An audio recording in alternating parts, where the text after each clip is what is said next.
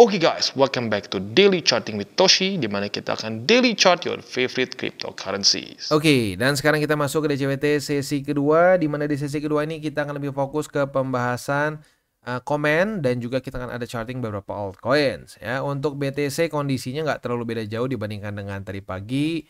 Main resistance-nya masih sama 200 dan penentuan di weekly close juga masih sangat penting. Apakah akan reclaim BSB? Ya, reclaim BSB atau tidak begitu ya.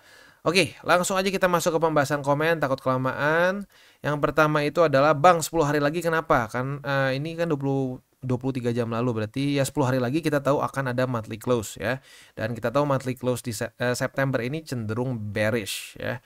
Coba kita bahas lagi. Kalau memang monthly close-nya bullish ataupun pin bar hijau, apa bisa dikatakan aman atau bullish? Lagi-lagi itu bukan ini ya. Bukan masalah, oh kalau misalkan September hijau berarti lanjut pasti hijau lagi ya. Enggak juga. Cuma kita ngomongin aja, faktanya bulan September ini bukanlah bulan yang cenderung bagus untuk kripto. Ya, atau untuk BTC lah kalau ini specifically ya. Jadi kita bisa di sini dari 2023 sampai 2013, datanya 3/10 itu bullish. Sisanya 7/10. As easy as that. Statistik aja. Begitu. Ya, statistiknya cenderung bearish. Maka ya seasonality-nya akan ya, biasanya terulang bearish. Sama seperti di inilah di Februari. Februari rata-rata bullish begitu. Datanya di sini berarti berapa nih? 2/11 bearish. Sisanya 9/11 itu bullish. Jadi ya kita banyak berekspektasinya Februari ini cenderung bullish. Bahkan kemarin di 2024 dia ngepump 43,55 begitu. Jadi sesuai statistik. Ya gitu aja sih sebenarnya ya. Nah, makanya 10 hari lagi ke depan ya penasaran nih, apakah akan seperti statistiknya di mana ini ya lu bisa lihat sendiri ya, ini secara average ini adalah bulan terburuk ya selama berapa 10 tahun ke belakang ya, 10 tahun ke belakang ini bulan terburuk secara rata-rata. Itu dia minus 3,82 untuk average, mediannya 4,35 begitu. Tapi lagi-lagi bukan berarti pasti merah ya, bukan pasti merah, tapi statistiknya cenderung merah. Oke. Next kita geser ke pertanyaan selanjutnya ke Solo The Reboots. Ku lahir di Malaysia. Oh ini yang kemarin yang gue tanya. Ini lahirnya di Malai atau orang Indo kerja di Malai ya. Nah jadi ternyata lahirnya di Malai. Papanya dari Singapura, kakeknya dari Surabaya. Wah Mr. Worldwide atau Mr. ASEAN nih ya. Wah keluarganya di mana-mana. Ini berarti kalau lagi lebaran pulangnya kemana nih ya. Apa jangan-jangan tour dari Malaysia, Singapura terus ke Surabaya juga ya. Makanya jiwaku di Indo bang, katanya. Channel Bang Toshi banyak pelajaran dan aku ikutin untuk pelajaran Bang Toshi. Terima kasih, thank you juga ya. Next kita ada dari Daniel Zakaria. Semangat bang. By the way mau tanya, kalau invest compounding bagus nggak bang? Bagus ya, kayak kita sebenarnya di TC juga melakukan compounding.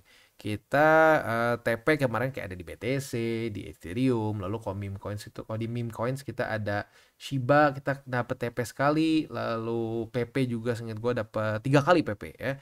Nah dari situ kita bisa invest ulang begitu ya. Nah terus bagus invest di mana? Yang returnnya per tahun 10-20%. Kalau 10-20% sih sebenarnya di BTC juga cukup sih. Ya kalau lu ambil rata-rata ya, jangan cherry pick. Tapi kalau rata-rata 10-20% bisa kena sih ya. Oke, dan gimana cara kita sisihkan dengan gaji per bulan UMK di atas dikit? Nah ini UMK, UMR sama UMK apa bedanya ya? Ya pokoknya itulah. Kalau misalkan anggap kita UMR Jakarta ya harusnya sih 5 million ya. Ya 50-30-20 harusnya bisa sih. 50% untuk kebutuhan, 30% untuk ya kenikmatan lah gitu, untuk nonton, buat ngopi-ngopi 30%, nah 20%-nya untuk invest. Begitu. Nah, dari 10%, dari 20% itu lo bisa pertimbangkan berapa persen di kripto, berapa persen di tempat lain gitu, ya. Next dari Alisa Dewa. Bang solusi nih, gua udah all in di altcoin sepertinya maksudnya ya, sekitar 75%. Solusinya gimana bang? Gua baru lihat konten lu lu baru kena cerahan nih kayaknya. Oh baru kena pencerahan mungkin ya. Nah jadi ya kalau 75% di altcoin saya jujur itu kebanyakan ya. Jadi ya mungkin caranya bisa dua sih sebenarnya. Lu bisa mungkin mengurangi posisi-posisi altcoins yang terlalu beresiko ya, yang market capnya kecil gitu, yang utility-nya mungkin masih belum jelas, boleh pertimbangkan tutup. Atau boleh lu fokus DCA-nya lebih di BTC sampai dia kembali ke 70-30 gitu ya. Next dari Elter Kalpar. Bagi yang sudah masuk dan hold sejak 52 sampai 55 ribu, nggak apa-apa tambah muatan lagi di 62 ribu sampai 65 ribu. Kalaupun nggak mantul dan ternyata fake out, harusnya nggak masalah. Misal memang gatel pengen masuk bagi yang baru, mau buka posisi di 62 sampai 65 ribu juga nggak masalah dengan strategi DCA dan tentunya nggak all in. Bener, kuncinya nggak all in ya. Average-nya bisa average up, average down ya. Jadi that's the power of DCA. DCA itu fleksibel begitu. Saat dia turun lu DCA lagi ya. Rata-rata ya si rata-rata harganya turun gitu. Dia pas lagi naik ya harga rata juga naik begitu. Jadi intinya satu, di market yang semakin volatile jangan all in. All in tuh di mana? Lu investasi SBN, investasi reksadana pasar uang ya. Pendapatan tetap, ya itu all in nggak apa-apa karena nggak guna lu DCA orang linier. Nah tapi semakin semakin si chartnya itu wah bisa naik turun. Nah pertimbangkan untuk apa ya DCA itu lebih efektif menurut gua ya. Next Aldi ya, Mamtos. Saya 80-20 mam. Mam tuh mami kayaknya. Waduh jadi mami ya. Emak, mami, abang. Semua punya nickname-nya masing-masing ya. 80% BTC, 20% Solana. Oke, bagus ya. Mayoritasnya BTC, udah bagus. Dominan nabung di BTC ada tujuan di tahun 2025 ya. Kira-kira saya nabung di BTC ini bagus nggak? Bagus ya. Dan resiko lu akan jauh lebih kecil dibandingkan orang yang banyak spekulasi di altcoins. Itu udah memang faktanya seperti itu dari cycle ke cycle. Begitu ya. Mungkin kalau sampai lu mau gitu ya mengambil resiko lebih ya nanti saat sudah QE lu mungkin boleh cari-cari sedikit altcoins, jadiin misalkan ini masih ada sisa biasa kan 70-30 nih, lu mungkin bisa geser 80%-nya jadi 70 aja, 10-nya lu mungkin bisa cari-cari altcoins lain, itu pun nggak apa-apa. Tapi kalau gua pribadi sih ngerasa mendingan saat udah QE, benar-benar udah QE, balance sheet udah mulai naik. Sama belum naik sih ya kata gue ini udah oke sih. Ya 20% di Solana juga menurut gue oke lah. Solana udah masuk ke dalam blue chip juga sih. Dan utility-nya pun udah kerasa. Banyak banget yang pakai Solana ya. Next dari Hamdani aja ya. Terima kasih Bang atas ilmunya. Berkat wejangannya saya sekarang investasi di kripto pakai data bukan pakai feeling dan sekarang ngerasain profit.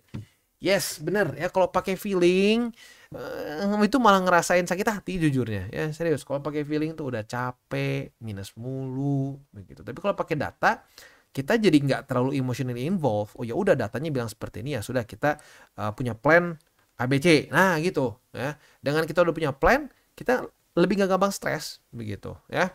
Nice. Wah, senang sih, gue senang banget. Udah orang-orang mulai ngerasain profit begitu ya. Ya karena kalau kita pakai data tuh bukan kita pasti bener, bukan kita pasti akan wah win rate saya 100%. Enggak. Tapi lebih sering bener dibandingin pakai tebak-tebakan begitu ya. Next dari Indo Funny, Bang ajarin future-nya lebih dalam lagi dong, terutama tentang manajemen resiko atau money management trading future. Karena aku juga mau tahu risk ratio Bang Toshi pakai gimana untuk trading future. Terima kasih. God bless you all TCI team. Thank you. God bless you too ya. Di ini noted ya. Mungkin kalau cukup banyak yang nanya lagi kita akan bahas ya. Next dari Lim Julius ya. Bang mungkin nggak BTC hanya fake out aja. Soalnya BTC udah lewat new all time high di 73.000. Butuh alt season untuk duit masuk BTC kembali, soalnya ama momen BTC rally alt berdarah-darah. Terima kasih. Fake out yang mungkin aja, tidak ada yang tidak mungkin sih. Apalagi ya kalau kita lihat korelasi di 2019 pun, kita lihat di sini ya, dia tuh awalnya rally dulu loh ya, sesuai dengan pembahasan kemarin ya. Coba kita cari ya. Gua di mana cari contoh tuh ya? BTC USD di kripto kayaknya di sini ya. Nah, kita itu pertama kali interest rate naik, itu BTC naik dulu ya. Kita bisa lihat di sini terjadi rate cut pertama di 2019 tanggal 31 Juli itu rally dulu nyaris 30% seingat gua ke sini ya. Coba kita cek iseng berapa nih. Ya tuh, nyaris 30%. Udahnya mulai melemah lagi. Begitu. Jadi ya kalau dibilang mungkin nggak fake out ya di 2019 fake out dulu sebenarnya. Ya, jadi ya pokoknya sih gini, selama tidak all in, selama DCA nggak ada masalah. Begitu. Jadi masalah tuh kalau udah all in, kepikirannya pengen all in, takut ketinggalan all in di sini, muntah darah lagi ke bawah. Gitu. Lebih gila lagi kalau udah all in biasanya pakai uang panas. Waduh, udah nih turun panik, cut loss. Nanti naik lagi, beli lagi tuh. Ya itu buy high, sell low begitu. Makanya hindarilah all in. Itu akar dari segala masalah menurut gua ya. Next dari Dwi Kacandra. Kok BTC kalau udah profit 7,5% lebih baik take profit atau enggak? Sebenarnya tergantung dari SOP lu sendiri. Setiap orang bisa punya SOP yang berbeda-beda dan TCI tidak pernah memaksakan orang punya SOP yang sama. Tapi kalau gue pribadi bukan dari persentase. Gue itu TP kalau sampai dia ada weekly close di atas dari Bollinger Band dan dalam kondisi tidak terlalu dekat dengan TP sebelumnya. Begitu ya. Itu aja. Begitu kayak kita ambil contoh TP itu kemarin kita ada di sini deh. PP deh ya. PP itu kita kemarin atau BTC aja deh. BTC itu kita TP pertama kali. Sebentar, ini ganti dulu ke Bollinger Band ya. Bollinger Band kita terakhir kali TP ini sebentar. TP itu di sini. Pertama kali di daerah 22.000. Udah gitu, kalau ini kan di awal banget ya. Di awal banget gue tunggu sampai 100% dari posisi TP pertama gue, baru gue TP lagi. Dan TP kedua itu kita dapat di sini ya. Weekly close lagi di atas dari BSB tuh di angka 63.000. Begitu. Nah ini 69.000 ini TP khusus karena all time high. All time high gue ngerasa itu kan menjadi resisten. Walaupun sedikit tembus tapi akhirnya benar koreksi lagi ya lebih dalam. Jadi ya gitu aja sih caranya ya. In general gue menggunakan BSB. Tapi kalau lu misalkan mau jangka pendek gitu ya. Gue pokoknya mau ini aja bang. Udah 10% atau 7,5% gue udah cukup. Ya boleh. Itu juga boleh.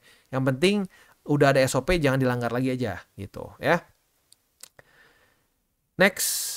Hand Junior, intinya jangan jangan takut ketinggalan, cicil aja biar jatuhnya bukan judi. Bener banget ya, simple banget. Bedanya judi sama investasi. Lu investasi jantung lu berdetak kencang terus, gak bisa tidur. Aduh gimana ya posisi kemarin. Ya itu udah pasti jadinya judi begitu ya.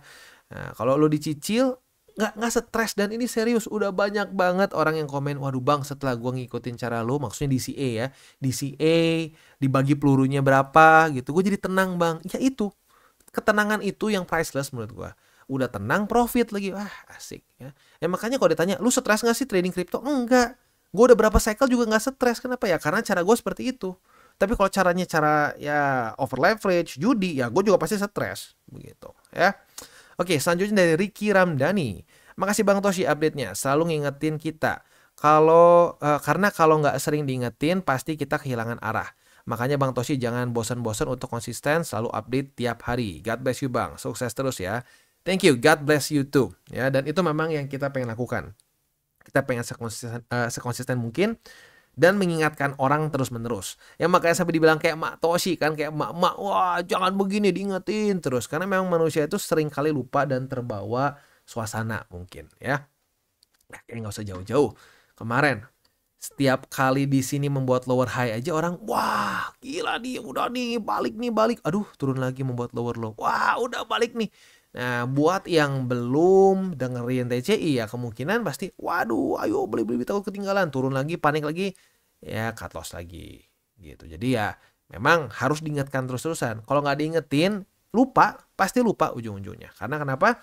Kebiasaan buruk sangat mudah untuk kita adopsi, tapi kebiasaan baik itu harus seumur hidup diingetin, ya.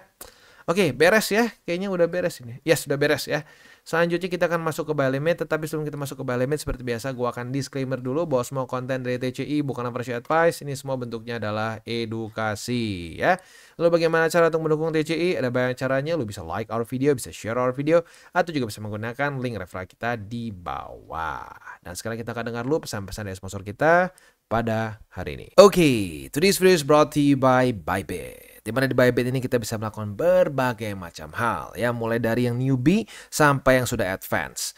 Buat mungkin lo merasa bahwa aduh bang, gue masih nggak ngerti nih TA, gue masih nggak ngerti charting dan seterusnya, tapi pengen akumulasi, pengen DCA murni, bisa lo tinggal masuk ke sini one click buy, dimana lo bisa pilih lo mau pakai apa ya fiatnya, lo tinggal pilih juga asetnya apa ya. Misalkan lo pengen akumulasi BTC, misalkan setiap hari Senin jam 7 pagi, misalkan gue pengen akumulasi BTC sebesar Rp100.000 misalkan ya, lu bisa langsung lakukan di sini. Bisa peer to peer, bisa Dana, Bank BRI dan lain-lain. Ini gila ya, bisa pakai BCA Mobile dan seterusnya. Jadi Bybit ini memang cocok banget buat orang-orang yang tinggal di Indo ya, bisa langsung pakai bank-bank yang memang sudah biasa kita pakai di Indo ya. Nah, Buat yang intermediate sampai advance juga di sini ada spot, nah, dan juga ada leverage tokens, dan tentu juga ada derivatives trading, di mana kita bisa menggunakan kontrak yang USDT maupun USDC. Jadi di sini lu bisa pakai USDC ya, karena nggak semua exchanger bisa menerima untuk futuresnya pakai USDC ya. Dan tentunya juga lo bisa earning bunga juga dari kripto lu dan lain-lain. Dan tentu juga di sini kita bisa melakukan copy trade ya, di mana copy trade dari Bybit ini sudah cukup terkenal ya, dan kita bisa mendapatkan keuntungan juga. First copy trade kita bisa ada protection 100 USDT loss coverage ya, dan seterusnya ya. Jadi buat lo yang tertarik bisa silakan pakai. Klik di link referral kita di bawah. Oke, untuk rosternya masih sama kayak kemarin ya, Ton, Atom, dan Cardano. Untuk Ton, posisi short kita sudah kena target TP. Retest 1, retest 2 di EMA50, target TP di 5,53. Artinya kita sudah mengantongi profit sebesar 4,2% lah kurang lebih ya. Itu untuk posisi shortnya. Nah, untuk posisi long kemarin belum terjadi retest pertama. Jadi ya hari ini retest ya, jadi hari ini yang retest pertama. Kita lihat besok, kalau besok daily close-nya itu masih di atas dari 5,53, maka kita bisa limit posisi long, retest kedua kebuka posisi longnya, dan target TP boleh di EMA50 untuk yang lebih agresif. Kalau mau lebih konservatif, boleh pertimbangkan di angka 5,68 ya. Oke, itu untuk posisi futuresnya. Untuk posisi spotnya 5,53 buy limitnya, lalu di EMA20 dan juga di 5,13. Next kita masuk ke Atom. Untuk Atom dia belum kena target TP, tapi posisi short kita masih boleh dipertahankan. Bahkan sudah terjadi retest ketiga di EMA50 ya. Nah, untuk posisi shortnya lagi-lagi bisa pasang target TP-nya itu kalau mau lebih konservatif boleh di sini di angka berapa nih? Angka 4,44. Kalau mau lebih agresif boleh di 4,241 ya. Oke, posisi spot di 4,241, lalu di EMA20 dan di 3,971. Next kita masuk ke Cardano. Cardano nasibnya mirip banget kayak Atom ya. Jadi posisi shortnya masih bisa dipertahankan, tapi belum kena target TP. Nah, target TP-nya di MA50 gitu ya, di angka 0,344. Tapi ingat MA50 itu nggak statis ya, dia bergerak. Jadi kalau sampai besok belum kena lagi harus digeser karena ini MA50 bergerak ya. Oke, posisi spotnya MA50, lalu di 0,34 atau MA20 karena sudah sangat dekat jadi confluence dihitungnya. Dan buy limitnya yang terakhir di 0,321 begitu ya. Itu kurang lebih setup untuk di DCWT sesi kedua ya. Ya mungkin sebelum kita tutup pada hari ini, kalau gue akan sekali lagi mengingatkan seperti ini ya. Kita itu di market harus sebisa mungkin netral. Netral dengan cara apa ya? Jangan over leverage. Karena over leverage itu bisa membuat kita jadi tidak netral. Begitu. Dan over leverage itu bukan cuma urusan futures, bisa juga spot. Begitu. Dengan kita all in itu tuh kita udah over leverage menurut gua ya. Nah, gini. Sekarang paling simpelnya gini, ya ini ada satu analogi. Misalkan lu ada 3 orang bapak-bapak nih. Lu lagi nonton bola misalkan ya. Lu tanya sama si bapak yang pertama, "Pak, ini tim A atau tim B yang bakal menang?" Si bapak yang pertama bilang tim A dong. Wah pasti menang tim A. Nggak mungkin tim A kalah. Lihat nih nggak akan mungkin kalah. Terus ditanya, kenapa pak pilih tim A? Wah anak saya di tim A. Wah oke. Coba tanya bapak kedua. Bapak kedua, pak tim A tim B yang menang. Oh tim B dong, nggak mungkin tim A menang. Pasti tim B. Kenapa di tim B? Anak saya di tim B. Ya. Nah tanya sama bapak ketiga, pak yang mana nih pak yang menang? Saya sih cuma nonton aja di sini ya. Saya cuma nonton aja di sini. Ya tinggal kita lihat nanti saat permainan siapa yang lebih bagus baru saya lihat siapa yang bakal menang. Nah, jadilah orang ketiga gitu. Orang bapak pertama dan bapak kedua itu adalah tipe orang yang bullish nggak kira-kira, bearish nggak kira-kira. Begitu ya. Jadilah orang realis. Jangan jadi orang optimis, janganlah jadi orang pesimis. Di kehidupan nyata bagus banget lu jadi optimis, boleh ya, bagus, lebih sehat juga katanya dibandingin pesimis ya. Tapi kalau lu optimis di market, seringkali lu melupakan potensi bisa juga terjadi hal buruk, potensi atau statistik yang banyak yang nggak bagus gitu di market. Kayak contoh kemarin ya, waktu di masa-masa April Maret begini ya. Gua bahas, kita 7 bulan nih, 7 bulan kita tidak ada koreksi ya. Tidak ada koreksi yang signifikan dari September 2023 sampai ke Maret 2024 ya, monthly close terus bullish. Kita nggak pernah punya data selama ini Yang paling lama aja 6 bulan. Setelah 6 bulan kita koreksi 50%. Gitu. Gue bukan bilang bakal 50, tapi butuh koreksi. Ada yang menjawab, wah ini market kripto bro, apapun bisa terjadi. Walah, iya bener, apapun bisa terjadi. Ya koreksi juga bisa terjadi. Statistiknya lebih besar ke koreksi. Nah jadi itu kita tuh harus pakai statistik ya. Nah kalau lu cuma pakai itu tuh dimasuknya pakai perasaan gitu. Oh kayak bapak yang tadi, yang bapak satu atau bapak dua. Oh tim A karena anak saya di tim A. Oh tim B karena anak saya di tim B. Itu nggak valid, gitu. Itu nggak valid alasannya. Alasan lu untuk berpikir bearish atau bullish. Harusnya lu bisa punya kesimpulan bearish or bullish itu setelah lihat data. Kayak bapak ketiga, ya saya tonton dulu bolanya. Mana yang lebih bagus hari ini mainnya. Baru saya akan dukung. Nah, harusnya seperti itu, ya. Oke, kita tutup dengan 3 golden rules. Jangan pakai uang panas, jangan over leverage, dan berpikirlah jangka panjang. Oke guys, jadi itu adalah akhir dari segmen DCWT kita pada hari ini. Dan jangan lupa bagi kalian yang merasakan manfaat dari segmen ini, jangan lupa untuk share ke teman-teman kalian. Dan apabila lu pengen mensupport channel kita, ya TCI, jangan lupa untuk menggunakan link referral kita di bawah. Nggak wajib, ya, tetapi apabila lu menggunakan link referral kita di bawah, ada macam-macam ya, dari Bybit, Huobi, Maxi, toko kripto, dan banyak lagi ya. Ya, walaupun nggak wajib, tapi kalau menggunakan link referral kita, lu secara langsung membantu perkembangan dari TCI. Dan satu lagi, jangan lupa juga untuk join Telegram group kita, di mana kita bisa ngobrol-ngobrol santai mengenai dunia cryptocurrency secara 2 arah. So, jangan lupa untuk like, subscribe, click the bell icon, and see you on the next video.